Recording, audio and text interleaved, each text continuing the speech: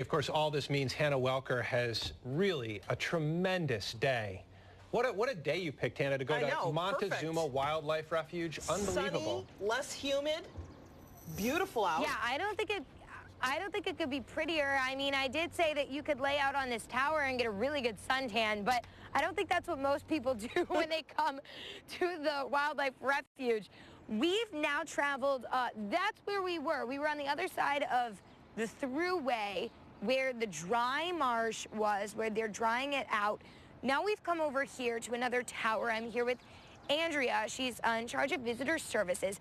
This is Shockey Pool. This is what you call an emergent marsh. Talk a little bit about it, because this is what that looked like a few months ago. Right, so this is Shockey Pool, which is also an emergent marsh. Okay. So basically what that means is it's shallow water with plants growing up out of the water. Okay. The ideal situation for the best wildlife habitat is to have half of the percentage open water and half of the percentage plants coming up out of the water.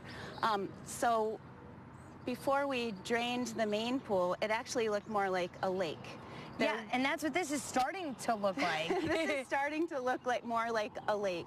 And the decision this year was, do we drain Shockey Pool or do we drain the main pool? And we decided the main pool. And then this will follow.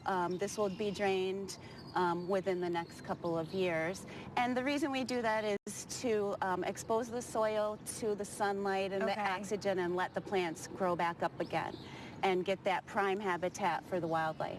And do you choose one area over another because of the need to, I guess, help its soil, or do you do it for the birds? I mean, I guess, do birds migrate to certain pools more than others? Well, it always all boils down to the wildlife. Everything we do, we consider the wildlife needs first.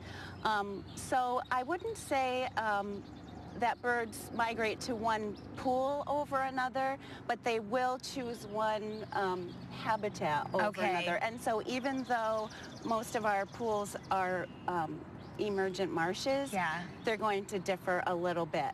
So you'll see more variety of waterfowl in the spring on the main pool, and maybe you'll see more marsh bird activity here, but it changes, so you can't really predict. It does. And so we do have, I saw their vehicle earlier, we have volunteers out driving the dike of this pool right now, doing a survey of what birds are in this pool. Wow. And then Tuesdays they'll do another pool, and so we get an idea of who's where, and that helps us biologically, and then that also helps us direct our visitors to where to go to see, you know, what's out and around on Montezuma that day. Yeah, and that's the cool thing. Visitors can come here for free. They come here for free. Talk about what they can do here and why you encourage people to come out here, because a lot of people see, oh, there's a bird up there. Which one is that? That's a great blue heron. Oh, it's beautiful. So that's a marsh bird.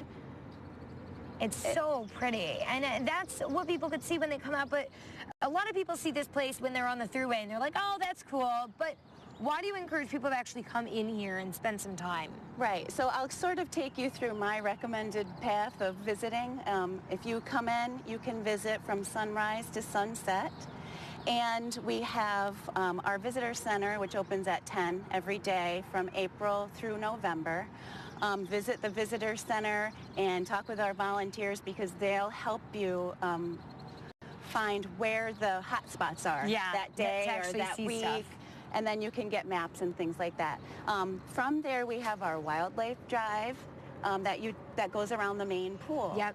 And typically, in a year when that's not drained, that is a really big attraction, because you're really close to the wildlife, and you stay in your car it acts as a blind, and then you can see the ducks, the marsh birds, eagles, osprey, other kinds of hawks. So there's a lot to see. You have a good chance of seeing good wildlife. Great.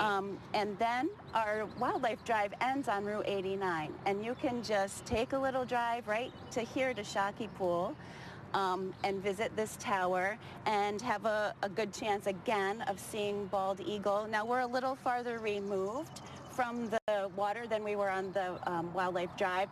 Yeah. But you get this big sweeping view of the marsh. Well, that is wonderful, and I wish we could be here all day, but you got to check it out, guys, and especially on a day like this.